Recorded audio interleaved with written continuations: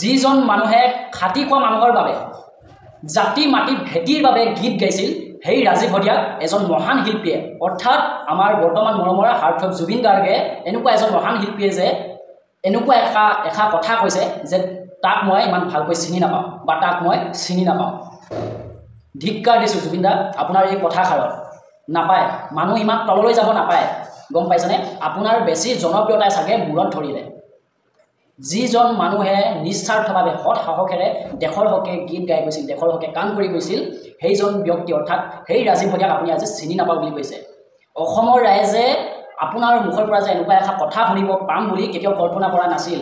হয়তো চাগে আপোনাৰ মদে খাইছে নহ'লে আপোনাৰ বেছি জনপ্ৰিয়তাই অসমৰ ৰাইজৰ জনপ্ৰিয়তাই আপোনাৰ মূৰত ধৰিছে কথাষাৰ কিন্তু মনত ৰাখিব জুবিন দা এতিয়া জুবিন দাক এটা প্ৰশ্ন কৰিব বিচাৰোঁ যদি সঁচাকৈয়ে আপুনি ৰাজীৱ হদিয়াক আপুনি চিনি নাপায় শিল্পী গণশিল্পী ৰাজীৱ হদিয়াক যদি আপুনি চিনি নাপায় তেতিয়াহ'লে এইটো উত্তৰ দিয়ক মোক যদি আপুনি সঁচাকৈয়ে চিনি নাপায় তেতিয়াহ'লে 4 ডিচেম্বৰ 2014 চনত AC প্ৰডাকশ্যনৰ পৰা আপুনি এটা গান ৰিলিজ কৰিছিলে যিটো গানৰ নাম জিয়ানৈ আৰু সেই জিয়ানৈ আপোনাৰ সেই গীতটোত গানটোত সংগীত কৰিছিলে ৰাজীৱ হদিয়াই তেতিয়াহ'লে আপুনি উত্তৰটো দিয়ক আপুনি অসমবাসী ৰাইজক উত্তৰটো দিয়ক কওক পাৰিবনে আপুনি ক'ত সাহস পালে তেতিয়াহ'লে ৰাজীৱ হদিয়াক চিনি নাপাওঁ বুলি শিল্পী ৰাজীৱ হদিয়াক চিনি নাপাওঁ বুলি আপুনি ক'ত সাহস পালে ক'বলৈ উত্তৰটো দিব পাৰিব আপুনি লাজ লাগিব লাগে গম পাইছেনে কোনটো অহংকাৰ লৈ আপুনি ৰাজীৱ হদিয়াক চিনি নাপাওঁ বুলি ক'লে যিজন শিল্পীৰ লগত আপুনি একেলগে প্ৰগ্ৰেম কৰিছে একেলগে বহু এলবাম উলিয়াইছে একেলগে বহু গীত গাইছে ৰাজীৱ হদিয়াক মই ভালকৈ চিনি নাপাওঁ প্ৰিয় দৰ্শক এইষাৰ মই কোৱা কথা নহয় আমাৰ সকলোৰে মৰমৰ নৱপ্ৰজন্মৰ হাৰ্থক জুবিন গাৰ্গে কোৱা কথা ৰাজীৱ হদিয়া মৃত্যুৰ সন্দৰ্ভত জুবিন গাৰ্গে কেনেকুৱা এষাৰ বা কেনেকুৱা এটা সাংবাদিকৰ আগত সাক্ষাৎকাৰ লওঁতে কেনেকুৱা এটা মন্তব্য কৰিলে হয়তো চাগে আপোনালোকে নিশ্চয় গম পাইছে আৰু তেওঁ যিটো মন্তব্য কৰিছে নিশ্চয়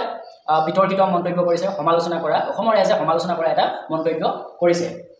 এতিয়া কথাটো হ'ল যে কি এজন শিল্পী মৃত্যুৰ সন্দৰ্ভত কেনেকৈ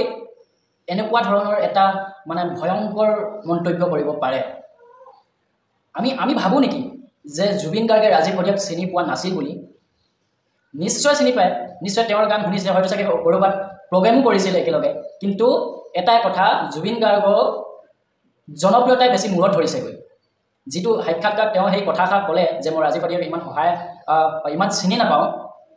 তাকো ময়ো সহায় কৰিছোঁ তেনেকৈ ধৰণে আচলতে কথা হ'ল কি চিনি নাপায় যদি আপুনি কেনেকৈ সহায় কৰিলে তাক মাল চবেই খাই জুবিন দা আৰু আপোনাৰ এজন মই ভাল বিগ ফ্ৰেণ্ড বুলি কয় যে তেনেকুৱা ধৰণে মই আপোনাৰ কেৰেলাত যিহেতু মই থাকোঁ এই কেৰেলা মানুহেও যেতিয়া আপোনাৰ কথা কয় তেতিয়া মই কিছুমান ভিডিঅ' বনাওঁ মানুহে খুব ভাল পায় কমেণ্ট কৰে জয় জুবিন দা মোৰো বুকুখন উফন্দি উঠে আপোনাৰ দৰে এজন মহান ব্যক্তিয়ে মহান শিল্পীয়ে সেই গণশিল্পী ৰাজীৱ হদিয়াক লৈ আপুনি এই কথাষাৰ যে ক'লে আপোনাৰ মনত বাৰু অকণো দুখ নালাগিলে আপুনি হয়তো চাগে অলপ ভাবি চিন্তি কথাষাৰ ক'ব লাগিছিলে গম পাইছেনে মাল চবেই খায় মাল অকল আপুনিয়ে নাখায় মই এইটো ক'ব বিচৰা নাই যে আপোনাক মই বেয়া পাওঁ কিন্তু আপোনাক মই বহুত ভাল পাওঁ গম পাইছেনে মই আপোনাৰ কিছুমান গানো গাই ভাল পাওঁ কিন্তু সেই বুলিয়ে যে আপোনাৰ মই ভাবোঁ বেছি আপোনাৰ জনপ্ৰিয়তাই মূৰত ধৰিছে আৰু মালটো মই হাতযোৰ কৰি কৈছোঁ মালটো অলপ কমকৈ খাব আমিও কেতিয়াবা যেতিয়া মাল খাই দিওঁ নহয় কথা অলপ বেছিকৈ ওলাই যায় অভাৰ মানে বেছি ফিতাহী টাইপৰ তেনেকুৱা ধৰণৰ কথাবিলাক ওলাই যায় অহংকাৰী অগন্থালী টাইপৰ কিছুমান কথা ওলাই যায় য'ত দেখা পালোঁ আপুনি সেই কথাষাৰ যে ক'লে ঠিক তেনেকুৱা ধৰণে হ'ল মানে গম পাইছেনে ঠিক আছে আপুনিও গাইছে দেশৰ হকে গান আপুনিও গাইছে সেইটো মানি লৈছোঁ আপুনিও গাইছে নাই গোৱা বুলি নকওঁ কিন্তু ৰাজীৱ হদিয়াৰ বাবে নিস্বাৰ্থভাৱে অসমৰ জনসাধাৰণৰ বাবে কাম কৰি যোৱা জুবিন দা মই এটা চেলেঞ্জ কৰিব পাৰিম ৰাজীৱ হদিয়াৰ দৰে মাটিতে গান গাই মাটিৰ মানুহ হৈ অসমৰ ৰাইজৰ লগত থাকি বিভিন্ন বিপদত বিভিন্ন সময়ত ৰাজীৱ হদিয়াই দেশৰ হকে গান গাইছিল বিভিন্ন সময়ত বিভিন্ন বিপদত তেওঁ অসমৰ ৰাইজৰ লগত আছিল তেনেকুৱা নিস্বাৰ্থভাৱে অসমৰ হকে কাম কৰা অসমৰ হকে গীত গোৱা স্বদেশ প্ৰেমী নিস্বাৰ্থ এজন ব্যক্তি দ্বিতীয়জন কিন্তু নোলাব মই বাৰম্বাৰ কৈছোঁ আপোনাৰ এই জনপ্ৰিয়তাই অসমৰ ৰাইজৰ জনপ্ৰিয়তাই বেছি মূৰত ধৰিছে আপোনাৰ গম পাইছেনে প্ৰিয় দৰ্শক আপোনালোকেও কওক জুবিন গাৰ্গে যিষাৰ কথা ক'লে যে ৰাজীৱ হদিয়াক মই চিনি নাপাওঁ এই কথাষাৰ কিমান গ্ৰহণযোগ্য আপোনালোকে নিজে এবাৰ বিবেচনা কৰক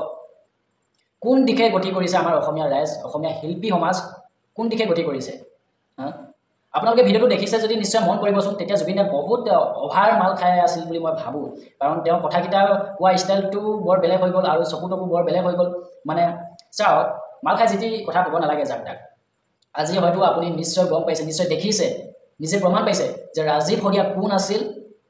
আৰু ৰাজীৱ শদিয়াৰ গুণমুগ্ধ কিমান অনুৰাগী কিমান আছিল ৰাজীৱ শদিয়াক ভাল পোৱা মানুহ কিমান আছিল গোটেই অসমত ৰাজীৱ শদিয়াৰ গুণমুগ্ধ কিমান আছিল ভক্ত কিমান আছিল ৰাজীৱ শদিয়া হয়তো চাগে আপুনিও এতিয়া বৰ্তমান নিশ্চয় গম পাইছে বা চিনি পাইছে কিন্তু আপুনি চিনি নোপোৱাৰ ভাও ধৰি আপোনাৰ বেছি জনপ্ৰিয়তাই এইবিলাক মূৰত ধৰিছে মানে এনেকুৱা ধৰণৰ বিতৰ্কিত সমালোচনা কথা ক'বলৈ ধৰিছে আপুনি ভবা নাছিলোঁ যে আপোনাৰ নিচিনা এজন মহান সাৰ্থক জুবিন গাৰ্গৰ পৰা জুবিন গাৰ্গ শিল্পীৰ আপোনাৰ মুখৰ পৰা যে এনেকুৱা ধৰণৰ মন্তব্য এটা শুনিম বুলি ৰাজীৱ শদিয়াৰ মৃত্যুৰ সন্দৰ্ভত যে আপোনাৰ মুখৰ পৰা এনেকুৱা এষাৰ কথা শুনিম বুলি আমি অসমৰ ৰাইজে কিন্তু কেতিয়াও ভবা নাছিল বা কল্পনা কৰা নাছিল বিচৰাও নাছিল কিন্তু অসমৰ ৰাইজে যিটো নিবিচাৰে আপুনি সেইটো কৰি দেখালে আৰু এইটো কিন্তু এটা ভয়ংকৰ য'ত আপুনি ৰাজীৱ শদিয়াক চিনি নাপাওঁ বুলি কৈছে ফেব্ৰুৱাৰী 2020 চন যেতিয়া আপুনি অসুস্থ হৈছিল হঠাৎ অসুস্থ হৈ পৰিছিল চিকিৎসা চলাই আছিল আপুনি মেডিকেলত তেতিয়া ৰাজীৱ শদিয়াই কিন্তু আপোনাক বহুত প্ৰাৰ্থনা কৰিছিল পোষ্ট এটা কৰিছিল যে সোনকালে সুস্থ হৈ উঠক দাদা কিন্তু আৰু এতিয়া আপুনি ৰাজীৱ শদিয়াক সেই ৰাজীৱ শদিয়াক আপুনি কি ক'লে চিনি নাপাওঁ বহুত দুখৰ বিষয় বহুত দুখৰ এটা অসমৰ ৰাইজৰ বুকুত আপুনি কোঠা মাৰি দিলে গম পাইছেনে মই হাতজোৰ কৰি কৈছোঁ ভৱিষ্যতে আহিবলগীয়া দিনবিলাকত যাতে আৰু এনেকুৱা ধৰণৰ বুকুত কোঠা মৰা ধৰণে এনেকুৱা বিতৰ্কিত সমালোচনা কৰিবলগীয়া যেন কথা নকয় কাৰণ অসমৰ ৰাইজে আপোনাৰ নিচিনা এগৰাকী মহান শিল্পীৰ পৰা কেতিয়াও এনেকুৱা ধৰণৰ মন্তব্য বিচৰা নাছিল বা কেতিয়াও নিবিচাৰে আৰু আপুনি এনেকুৱা ধৰণৰ কথা কোৱাটো আমি কেতিয়াও কল্পনা কৰিব নোৱাৰোঁ আৰু নিবিচাৰোঁ গ্ৰহণযোগ্য নহয় আপুনি যিটো কথা ক'লে সেইটো কেতিয়াও গ্ৰহণযোগ্য নহয় গম পাইছেনে ৰাজীৱ শদিয়াক চিনি নোপোৱা মানুহ কোনো নাই আৰু আপোনালোকে তাতে এখন সমাজত থকা কোনখন সমাজ শিল্পী সমাজখনত থকা ৰাজীৱ শদিয়াক আপুনি চিনি নোপোৱাৰ কোনো কাৰণ নাই কোনো মানেই নাই কিন্তু আপোনাৰ এই মদে খালে আৰু আপোনাৰ অসমৰ ৰাইজৰ বেছি জনপ্ৰিয়তাই খালে আপোনাৰ অহংকাৰ কিছুমান অবদ্ধালিয়ে খালে প্ৰিয় দৰ্শক আজি বৰ বেছি একো নকওঁ মই যিখিনি ক'বলগীয়া আছিল বা কথাটো জুবিন গাৰ্গে যিটো মন্তব্য দিলে সেইটো শুনি ভালো নালাগিল সেই হেতুকে আপোনালোকৰ লগত অলপ আলোচনা কৰোঁ বুলি ভিডিঅ'টো বনালোঁ আৰু আপোনালোকে নিজে ভাবি চাওক বা নিজে কল্পনা কৰক জুবিনে যিষাৰ কথা ক'লে ৰাজীৱ শদিয়াক লৈ কিমান গ্ৰহণযোগ্য আপোনালোকে নিজে বিবেচনা কৰক নিজে এবাৰ ভাবি চাওক আপোনালোকে ভাবিছিলেনে যে জুবিন গাৰ্গৰ পৰা এনেকুৱা এষাৰ কথা শুনি পাম বুলি ৰাজীৱ শদিয়াক মই চিনি নাপাওঁ ধিক্কাৰ দিছোঁ আপোনাৰ এই কথাষাৰত আপোনাক ধিক্কাৰ দিয়া নাই আপোনাৰ এই কথাষাৰত ধিক্কাৰ দিছোঁ নমস্কাৰ